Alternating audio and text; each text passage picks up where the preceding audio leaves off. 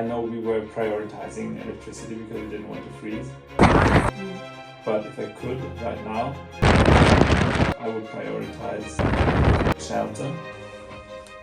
Stuck in a broom closet.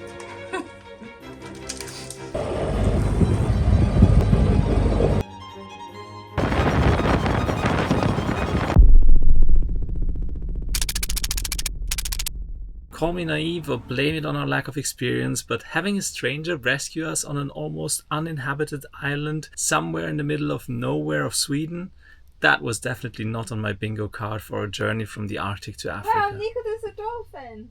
What? There's a dolphin. There's apparently a dolphin in our marina. 1 sec.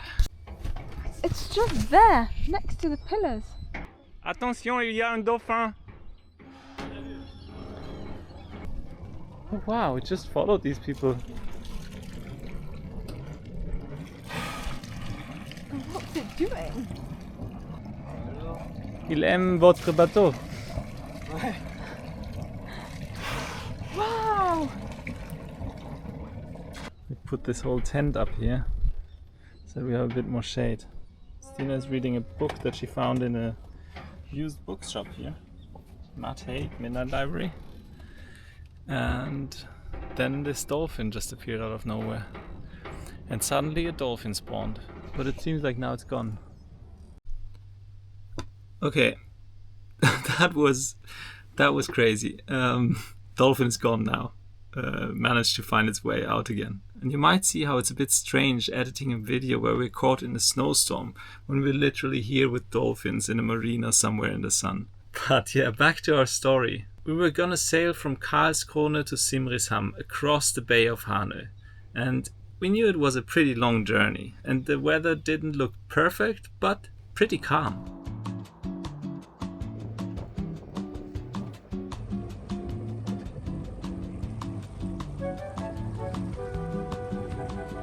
But the further we went, the worse it got. Thick fog started to appear and the waves started layering on top of each other.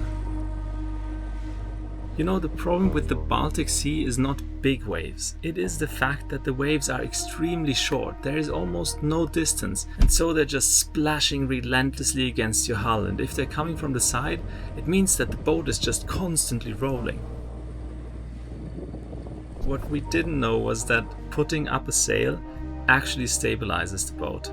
I mean, I knew it in theory, but I was too scared to pull up the sail to put it into practice. Things got worse and worse until we felt like we were about to capsize. And when we checked, the forecast had changed completely from relatively calm to a quickly approaching snowstorm. So we decided to seek shelter on the tiny island Hanö in the middle of the bay. Now, sailing in winter means you always check whether a harbor is accessible. Hanö seemed like a pretty safe bet, and according to the website, it even had a sauna. One thing the website didn't mention was that the harbor was under construction. When we arrived, we had the choice between two bad options. Either we put our boat where it's sheltered but we freeze to death, or we use the only pier available to power our heating. In hindsight, we made the wrong choice. Weather got worse and worse as we arrived. It was now snowing and the wind had picked up. And as we tied up the boat, things got out of control. The waves violently crashed against our boat and pushed it against the pier. Luckily, we found some car tires that we tied up between our boat and the pier to kind of keep it a little bit more safe. But, to be honest, I had my doubts. There was nothing else we could do but cross our fingers and hope that the boat would survive it. But there was no way we could stay in there. So we went and looked for shelter, and the only place we found was in a broom closet.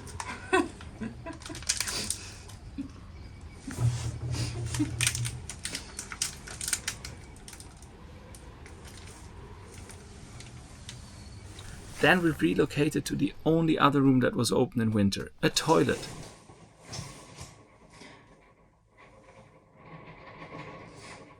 Okay, one thing. If it's important that the harbor has service, because we might be stuck for a longer time, then we should call, even if it says it's a winter harbor. I'm a bit dirty. Wow. Well, but so are you. It looks pretty bad because you're also sitting on the toilet. Yeah, I'm pretty bad. It's a nice room wearing white pants. Yeah, I know.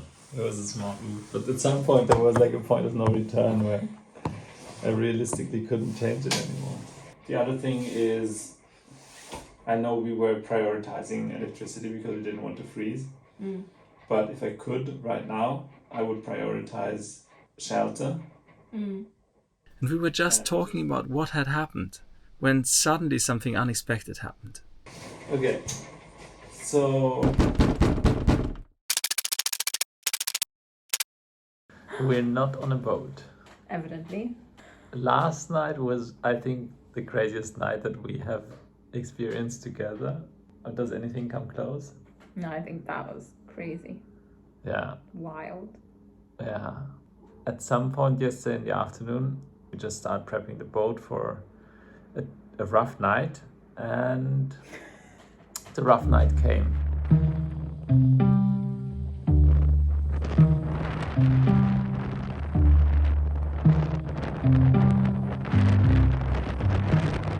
And I think when was it, 7 or so, you were like, can't stay in the boat.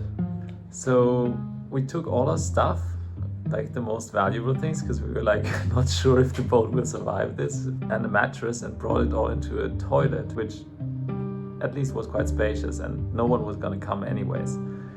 At least we thought. So we were there, we put out our mattress, and we had dinner in a toilet, which was quite something. And while I was munching on my sandwich, suddenly there was a loud knock on the door. And I was like, I was sure we were being kicked out. Like, the locals have come to kick us out of the toilet. We'll have to go back to the boat. Like, yeah. Yeah. And then someone knocked again, even more energetically, and said, hello.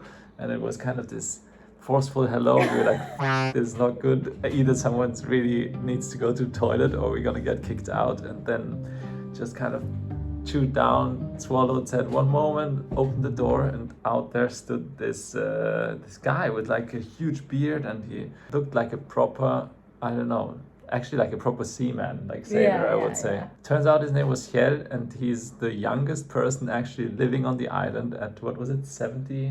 Yeah, he's 70. He's 70 years old, he's the youngest person living here. There's only 8 people living here, and he said, I saw you guys on the boat earlier trying to do stuff, and then it was shaking so bad, and then I saw you go to the toilet, and then I said, enough is enough.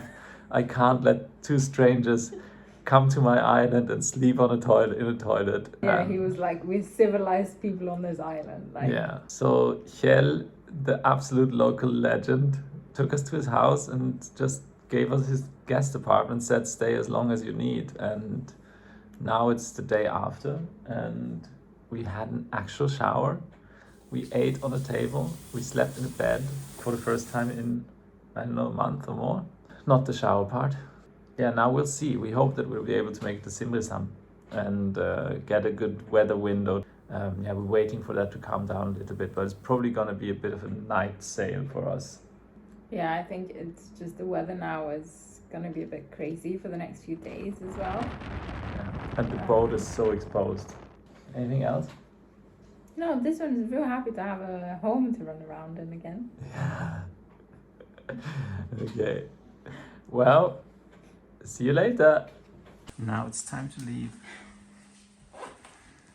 It's a little bit scary because still a lot of waves down there at the boat, but the nice people from the construction boat have said they would help us. So should be all right. The construction workers had said that they'd help us push the boat away from the pier so that we could exit around 3 p.m. Turned 4 and the construction workers were still constructioning. Fair enough, I guess. But it was almost 5 when we left the island.